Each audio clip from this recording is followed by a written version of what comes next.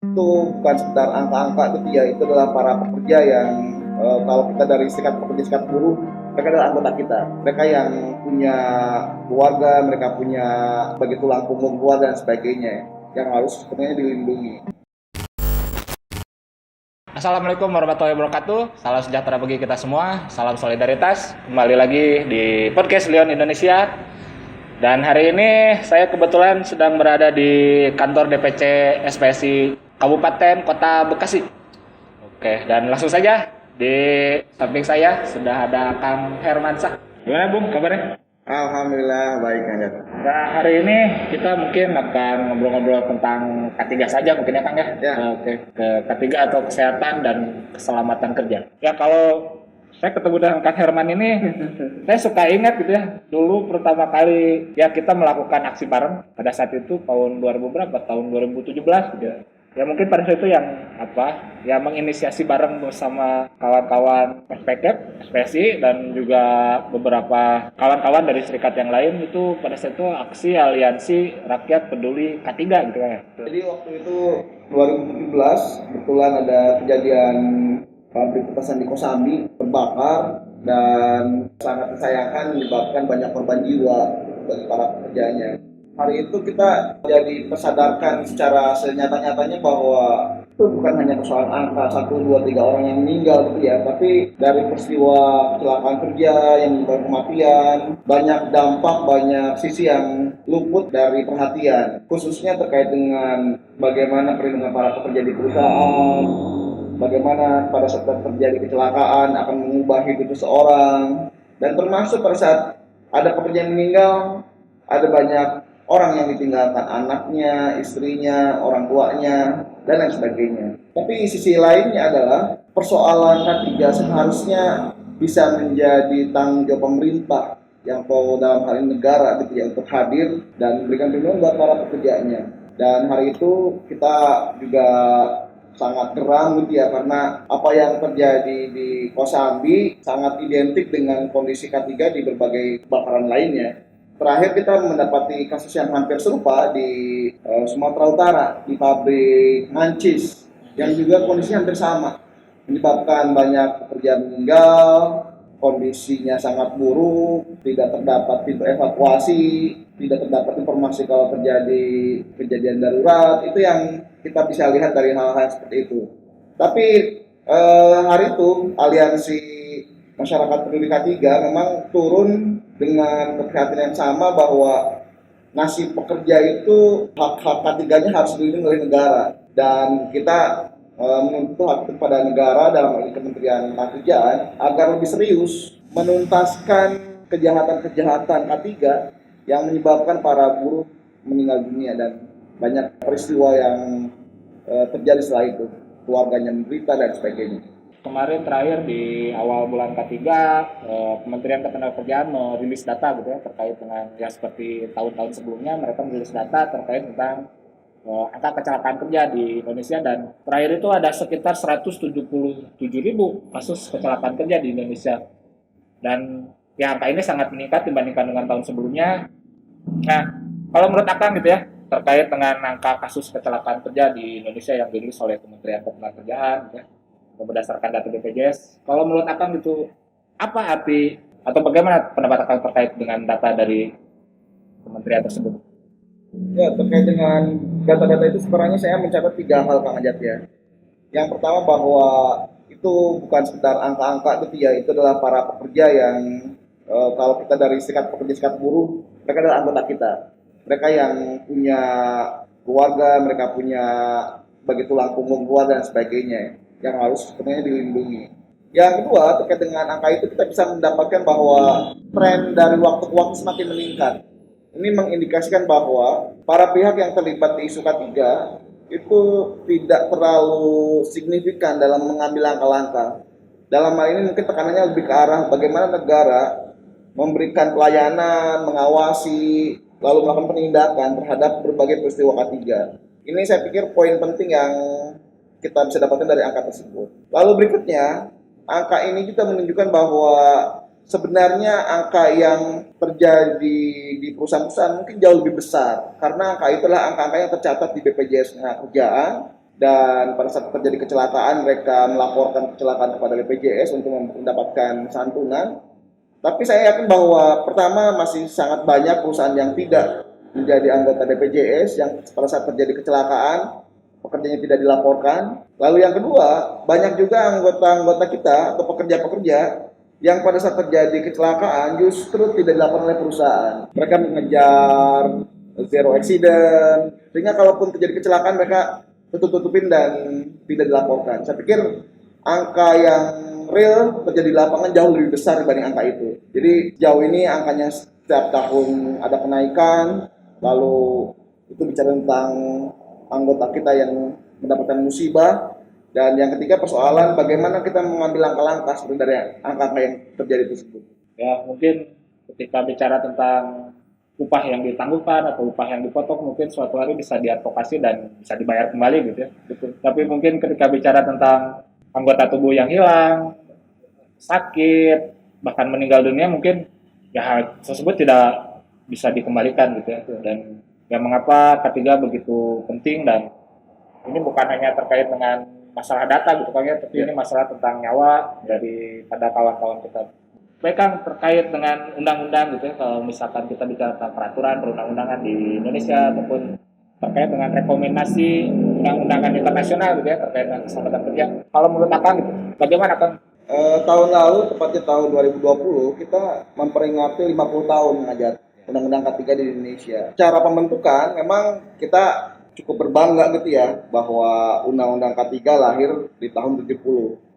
Artinya sudah lama sekali gitu ya ada di Indonesia. Kalau kita kaitkan misalnya dengan konvensi ILO misalnya, konvensi nomor 155 itu baru terbit di tahun 81 Kang Ajat.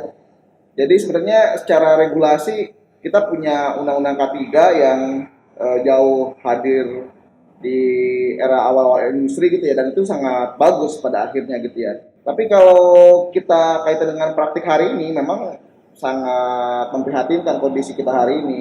Masih banyak terjadi kecelakaan, penyakit kerja belum terlalu banyak terekspos, padahal terjadi sangat banyak sekali gitu ya. Lalu pegawai pengawas tidak terlalu turun untuk melakukan pengawasan bahkan penindakan. Nah, kalau kita bicara tentang undang-undang, sebenarnya kita mencatat ada 3 hal penting yang itu menjadi kesamaan terkait dengan K3 dan para buruh. Ya, yang pertama kalau kita bicara K3 bahwa K3 itulah hak kerja yang harus diberikan, dilindungi oleh pemberi kerja, dan ada juga peran negara untuk memastikan bahwa itu terjadi. Tapi di tingkat perusahaan setidaknya hak tadi yang pertama ada hak untuk dapat informasi, right to know, dan itu dibunyikan baik dalam Undang-Undang 170 maupun di dalam Konvensi ILO 155 gitu ya. Undang 13 juga ada. 13 2003 itu menyebutkan juga hal yang sama gitu ya. Hak untuk tahu ini saya pikir sangat penting, hak untuk dapat informasi ini, karena berbagai kecelakaan yang terjadi itu di awal mulai dengan ketidak konsistenan pemberi kerja dalam memberikan informasi-informasi ini. Saya pikir informasi tentang bahaya yang ada di tempat kerja, bagaimana cara menanggulangi bahaya, proses kerja yang aman seperti apa, bahan-bahan yang digunakan apa saja bahayanya. Bahan B3. Betul, itu tidak cukup baik disampaikan oleh pemberi kerja kepada para pekerja. Nah, pada akhirnya pekerja bekerja dengan bahan-bahan berbahaya yang tidak diketahuinya sendiri. Dan pada akhirnya membuat kondisi dan situasi yang tidak aman dan terjadi kecelakaan kerja. Nah, informasi juga, hak atas informasi juga menyangkut, misalnya kalau kita bicara tentang peristiwa kebakaran di 3 tempat terakhir, khususnya di Kosambi dan di Langkat, itu tidak jelas atau tidak diberikan informasi kalau terjadi peristiwa-peristiwa darurat seperti kebakaran, gempa dan sebagainya. Bahkan kita melihat di 2 tempat tadi itu tidak tersedia pintu evakuasi, sehingga pada akhirnya banyak korban terjebak di dalam ruangan tanpa bisa menyelamatkan diri. Nah, memang sejak awal pengawasan untuk hak untuk tahu untuk dapat informasi ini tidak cukup baik dikawal oleh pemerintah. Yang kedua, yang juga menjadi penting adalah terkait hak pekerja untuk dapat berpartisipasi, Kang Ajat. Ya. Misalnya kalau di Konvensi 155 sangat jelas bahwa serikat pekerja harusnya bisa menjadi perwakilan pekerja dalam lembaga-lembaga komite K3 di perusahaan atau kita kenalnya dengan P2K3. Bahkan pemilihannya kalau menurut Konvensi 155 itu harus diserahkan secara demokratis kepada para pekerja. Jadi bukan ditunjuk oleh perusahaan.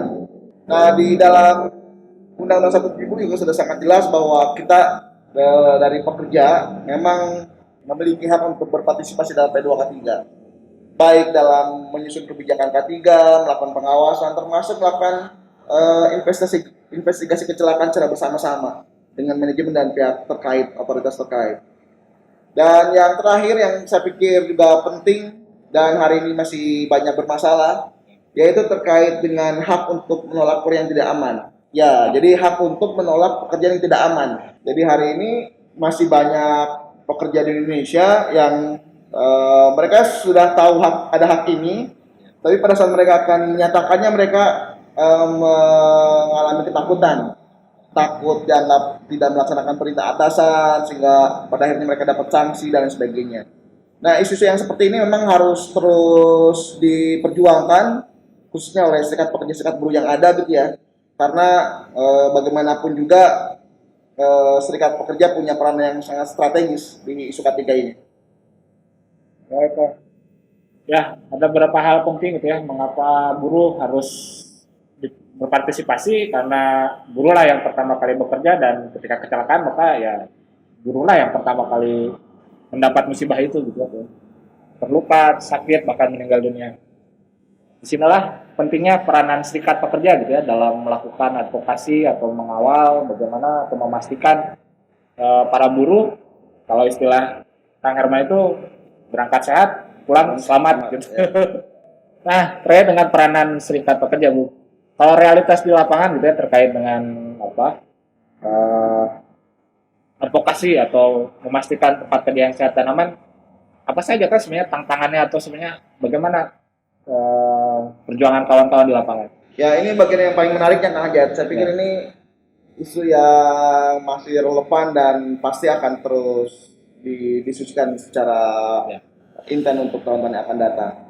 Jadi kalau kita bicara tentang K3 dan perjuangan serikat pekerja, saya pikir kita tidak bisa menafikan fakta bahwa May Day pernah terjadi. Saya pikir isu May Day sangat K3 sekali kalau menurut saya. Jadi May Day yang tiap tahun kita peringati sejatinya memang isu K3 sebenarnya. Jam kerja yang sangat panjang dan tidak manusiawi yang waktu itu diperjuangkan secara masif di Amerika, jatuh banyak korban. Tapi hari ini kita buru-buru di dunia dapat melaksanakan jam kerja yang cukup manusiawi 8 jam per hari. Nah, tapi hari ini kita agak sedikit terlupa dengan isu K3 kan.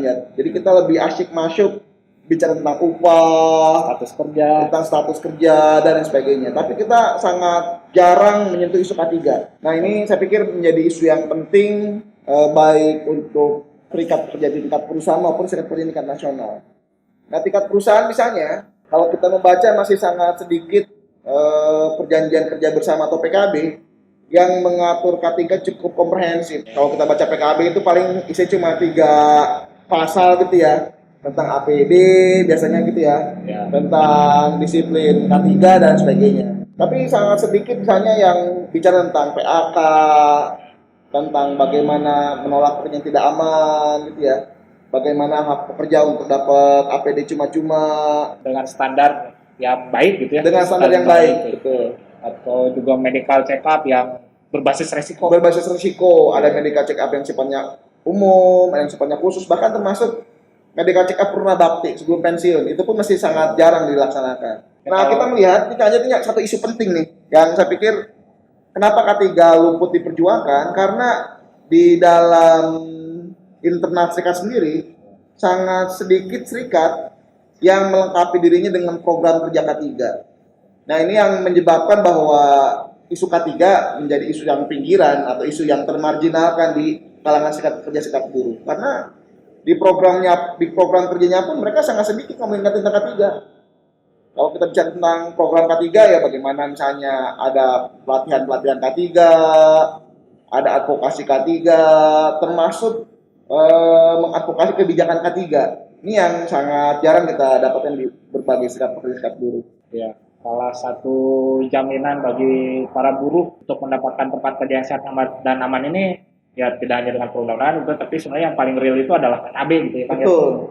Nah bicara tentang seremonial gitu ya, seperti May Day kan, kalau saya perhatikan kan kawan-kawan dari SPKP ini mulai rutin gitu ya, setiap tanggal 28 April ya, Ya. ikut memperingati Hari Internasional Worker Memorial Day. Bisa diceritakan kan sebenarnya apa itu International Worker Memorial Day itu? Secara sederhana itu adalah hari peringatan berkabung kita sedunia gitu ya terhadap korban-korban kerja yang mengalami kecelakaan kerja. Nah, saya pikir ini hari penting sebagai pengingat kepada kita bahwa kita tidak boleh berhenti untuk memperjuangkan perbaikan K3 di semua tempat kerja yang ada di Indonesia khususnya gitu ya. Nah, ini yang juga harusnya bisa menjadi isu yang lebih meluas di tingkatan serikat buruh di Indonesia. Karena kita tahu bahwa peringatan IWMD dilakukan setiap tanggal 28 April itu hampir berdekatan dengan May Day, dengan 1 Mei yang biasanya kawan-kawan serikat buruh memang lebih fokus di isu May Day. Nah, saya pikir ini harusnya bisa menjadi pengingat aktivis serikat buruh Indonesia dengan sangat maraknya peristiwa kecelakaan yang terjadi di Indonesia. Kita tidak pernah pahami sejak awal gitu ya pada saat terjadi kecelakaan kerja, cerita dari kawan-kawan yang mengalaminya, kehilangan anggota tubuh itu sangat sangat luas reaksinya dari keluarga, dari masyarakat. Bahkan kalau itu terjadi kepada seorang yang belum berkeluarga, dia dianggap memiliki kekurangan, sulit untuk mendapatkan pasangan dan sebagainya. Saya pikir ini isu yang memang betul-betul harus kita perjuangkan lebih komprehensif ke depan. Ya, kalau UMD itu slogannya adalah Remember the Dead, Fight for the Living. Mengenang kawan-kawan kita yang cedera, meninggal di tempat kerja, dan berjuang untuk mereka yang masih hidup. Baik Kang, ya mohon maaf karena waktunya terbatas. Ya, tenang Kang maksudnya. Ya nanti kita bikin episode selanjutnya kawan-kawan bicara tentang K3 kan sangat luas gitu ya. Betul. Belum kita berbicara tentang Ya. keadilan gender, gitu, Betul. K3 gender, terus atau mungkin nanti kita lebih spesifik gitu ya. Nah, mungkin kalau saya ingin tambahkan Kang Ajat gitu ya, ini yang juga penting untuk dipahami oleh serikat buruh aktivisnya terkait dengan K3. Karena kalau bicara K3, orang cenderung ngomongin kecelakaan kerja gitu ya. Masih sangat sedikit pemahaman tentang bagaimana mengadvokasi kawan-kawan yang mengalami penyakit akibat kerja. Penyakit akibat kerja. Betul, itu angkanya di dunia tuh kalau di data dari ILO saja gitu ya, itu mungkin 87% kematian yang terjadi setiap tahun itu kebanyakan adalah penyakit akibat kerja. Tapi di kita nilainya atau angkanya masih sangat rendah sekali. Saya yakin bukan karena sangat rendah terjadinya, karena ini belum terekspos. Nah, termasuk isu yang sangat jarang disentuh yaitu terkait dengan perlindungan personal, Kang Ajat. Itu berbicara tentang tadi ada persoalan kekerasan seksual, pelecehan seksual yang di sebagian tempat dianggap bukan sebagai persoalan, padahal itu termasuk juga salah satu isu K3. Nah, saya pikir ini isu yang sangat relevan dengan isu K3 yang dari waktu ke waktu kita harus perjuangan tetap harus kita advokasi. Di Bekasi ini mungkin saya bisa sampaikan bahwa jumlah korban kecelakaan lalu lintas itu didominasi oleh pekerja, Kang Ajat. Ya. Kalau di Kabupaten Bekasi itu angkanya sangat tinggi, itu hampir 90% gitu ya. Korban kecelakaan di lalu lintas itu adalah seorang pekerja. Nah, hari ini juga kita banyak isu tambahan aja. Kalau isu K3 ada isu pekerja yang dibegal di jalan raya, isu pekerja lagi nunggu jemputan dilecehkan dan sebagainya. Saya pikir ini hal-hal yang masih menjadi PR kita untuk kita advokasi dan perjuangan ke depan. Baik, Kang Herman, mohon maaf karena waktunya terbatas dan saya mengucapkan banyak terima kasih untuk saya sudah diizinkan untuk berkunjung main-main di sini. Ada kata-kata terakhir yang ingin disampaikan? Ya, pertama kami mengucapkan selamat pada Leon yang sudah memiliki podcast dan harapannya semakin jaya di udara. Semoga konsisten. Ya, semoga konsisten. Dan ini bukan kunjungan yang terakhir ke kantor DPC SPKP Bekasi. Dan yang kedua, saya pikir sebagai motivasi buat saya sendiri bahwa isu K3 adalah isu kita sebenarnya. Isu kemanusiaan. Ya, karena kalau kita tidak memperdulikan isu K3, ya seseorang pernah bilang bahwa kita sudah kehilangan sisi kemanusiaannya kita. Nah, K3 menjadikan kita untuk lebih manusiawi sebenarnya. Nah, oleh karena itu kehadiran serikat buruh harusnya bisa mewarnai perbaikan kondisi K3, baik itu di tingkatan perusahaan maupun di tingkatan nasional.